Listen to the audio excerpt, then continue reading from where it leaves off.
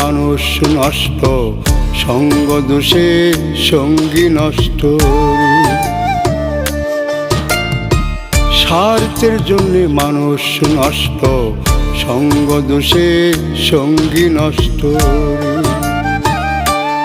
মানুষ চিনতে চাইলে করো একটু লেনা দেনা, তবে যাবে মানুষ চিনা রে, তবে যাবে মানুষ চিনা।